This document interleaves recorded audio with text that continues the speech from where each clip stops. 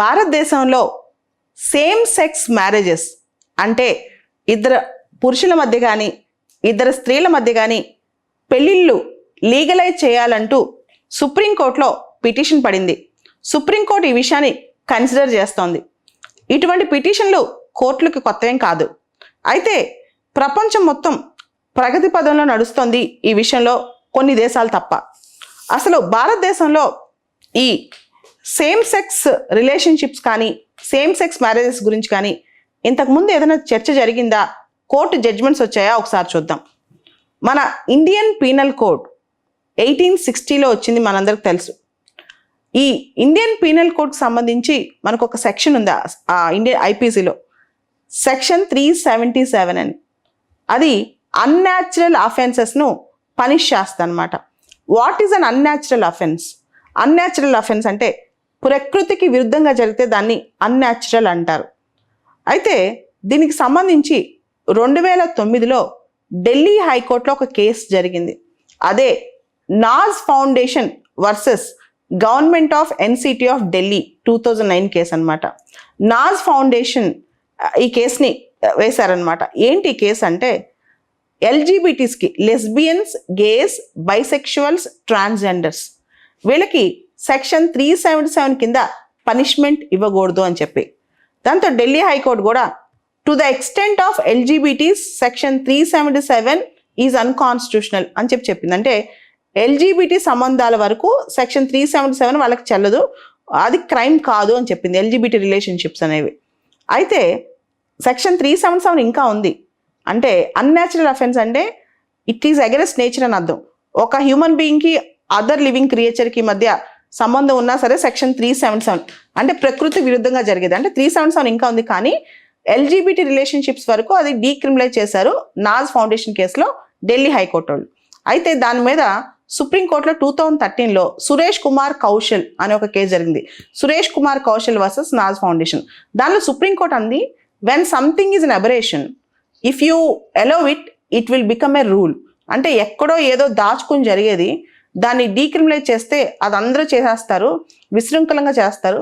ముఖ్యంగా అక్కడ ఆర్గ్యుమెంట్స్లో చాలా జరిగాయి అనమాట. ఒకటి, వీళ్ళు మినిస్క్యూల్ మైనారిటీ, చాలా అతి కొద్ది మంది ఉన్నారు ఈ ఎల్జీబీటీ కమ్యూనిటీ, వీళ్ళ కోసం మనం డీక్రిమినలైజ్ చేస్తే సమాజంలో చాలా అస్థిరత వస్తుంది.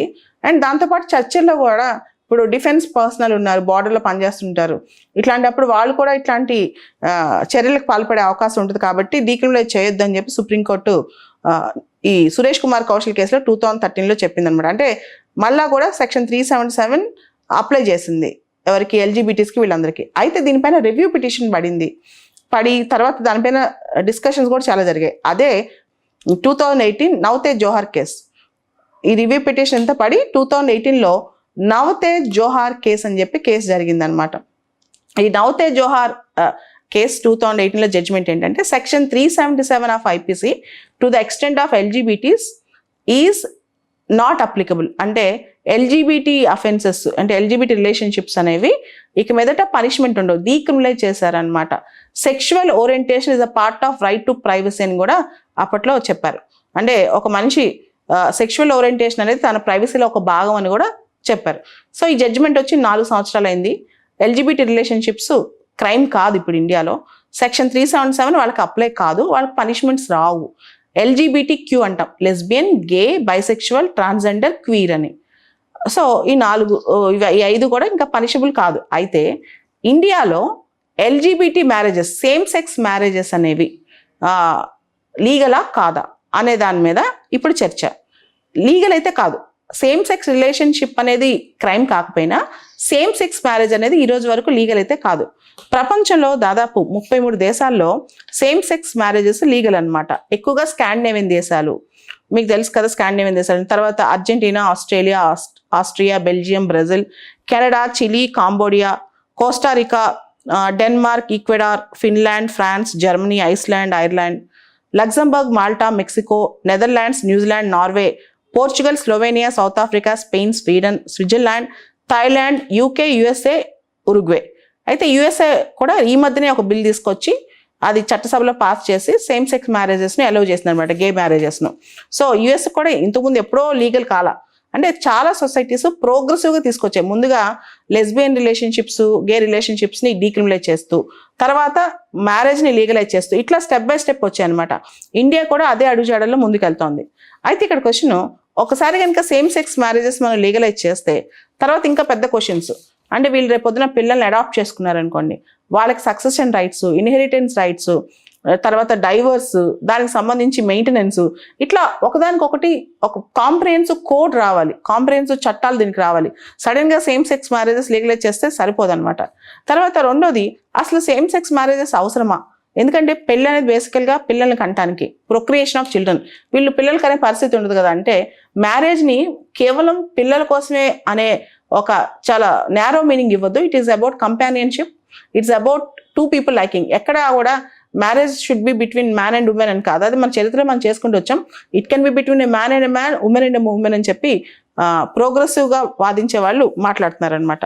అయితే వీళ్ళు ఇప్పుడు ఏం కోరుకుంటున్నారంటే, గేస్ కానీ లెస్బియన్స్ కానీ వీళ్ళందరూ ఏం కోరుకుంటున్నారంటే, స్పెషల్ మ్యారేజ్ యాక్ట్ 1954 కింద వాళ్ళ పెళ్ళిళ్ళు కూడా గుర్తించమని. సో ఈ వివాహాలకి స్పెషల్ మ్యారేజ్ యాక్ట్ కింద స్పెషల్గా రక్షణ కల్పించమని అడుగుతున్నారు అనమాట.